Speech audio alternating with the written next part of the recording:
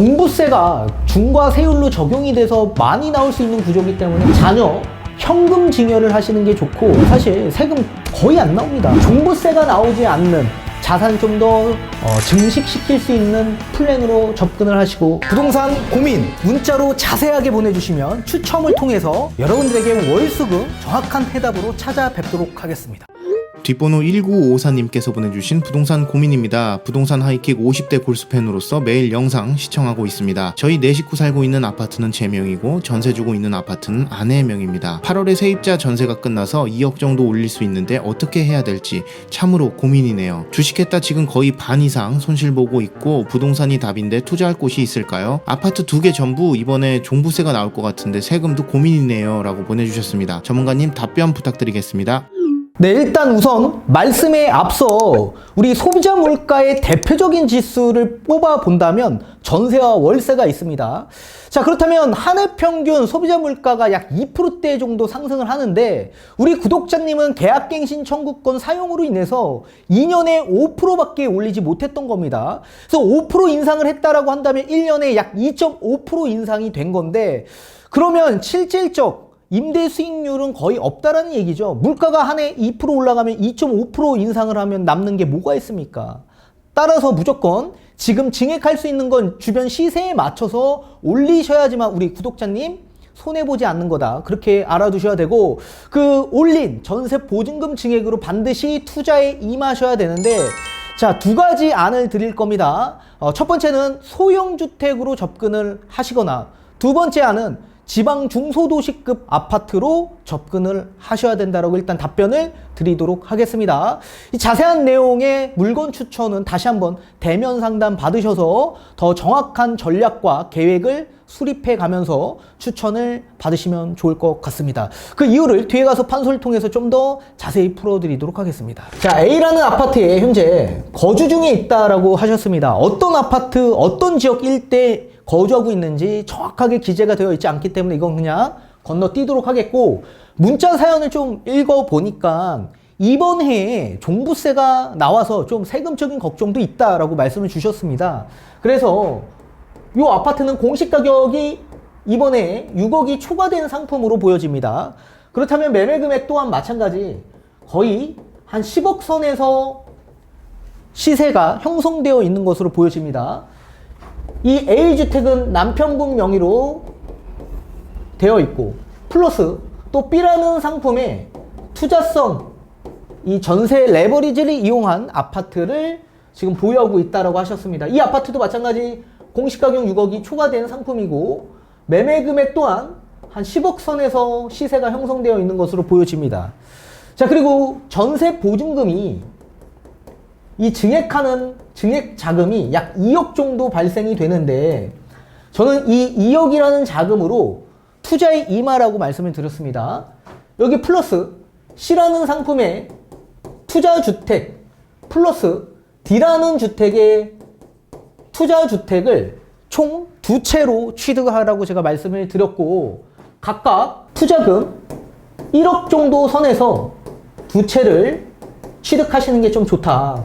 그렇지만 우리 남편분 명의로 거주주택이 있고 또 투자하는 아파트에 아내분 명의로 되어 있기 때문에 이 2분 명의로 만약에 C와 D주택을 취득하는 순간 이 종부세를 계산했을 때 종부세 중과세율이 적용되기 때문에 지금보다 종부세가 훨씬 더 많이 나올 수 있는 구조입니다. 그렇기 때문에 이 2주택은 남편과 아내분 명의로 취득하는 건 좋은 방향이 아닙니다. 따라서 C와 D주택은 반드시 자녀분 명의로 현금 증여하시는 게 좋다.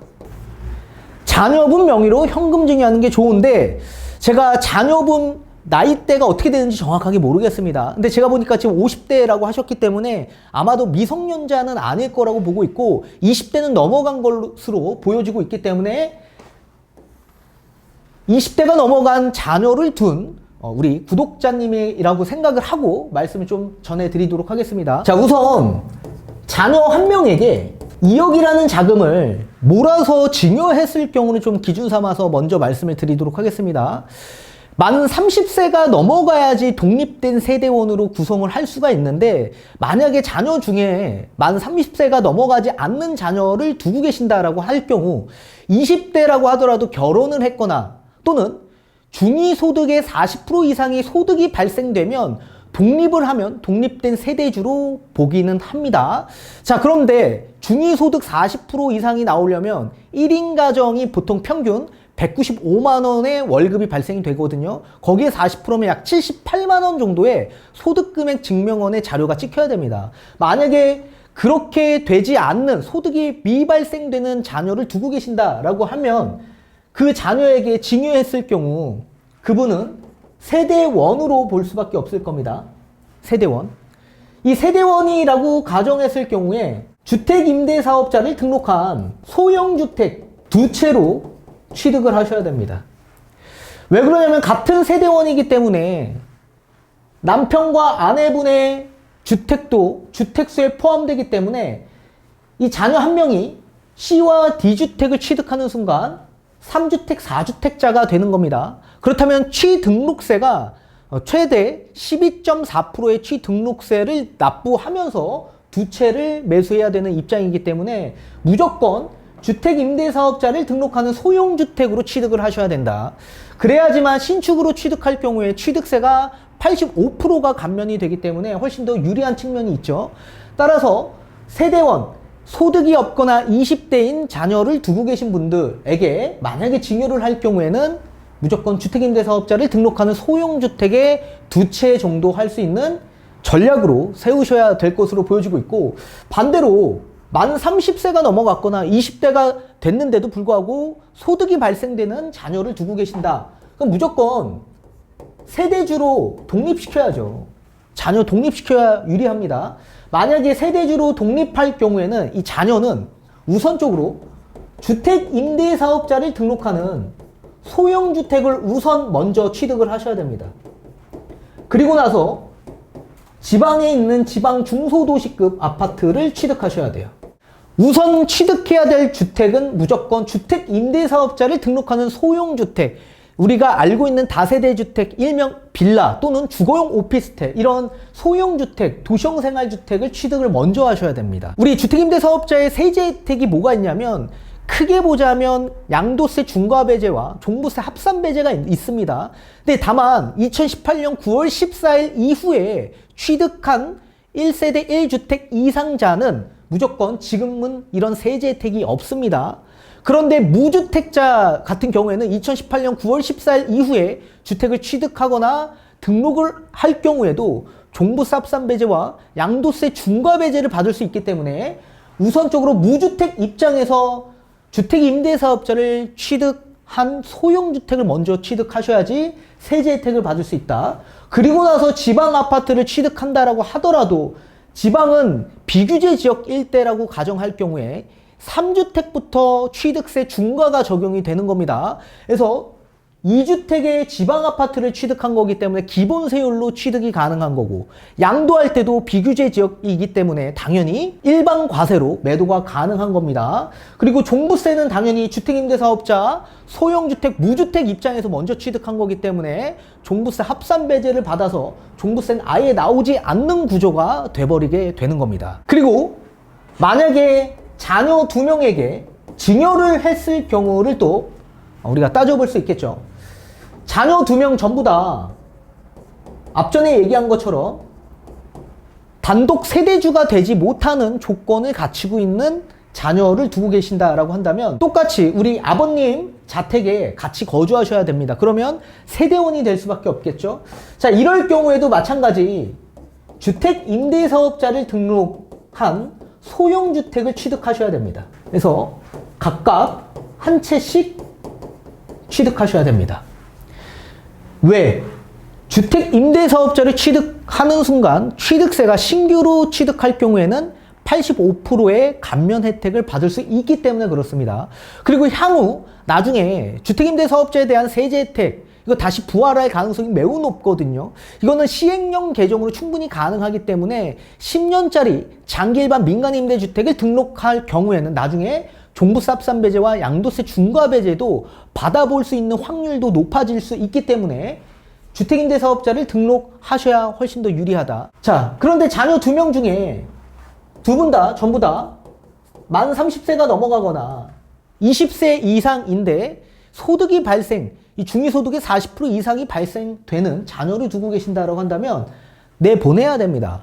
단독 세대주로 내보내셔야 돼요. 그리고 나서 소형주택 취득이나 또는 지방 중소도시에 있는 아파트를 취득하셔야 됩니다. 근데 다만 조건은 뭐냐면 주택 임대사업자를 등록할 필요가 없어집니다. 이분들은. 각각 한 채씩 취득하는 거기 때문에, 그리고 각각 세대가 전부 다 분리된 상황이기 때문에 뭐 중과되는 상황도 없고 세금적으로 불리한 상황도 없습니다. 그래서 주택임대사업자는 등록할 필요가 없겠죠.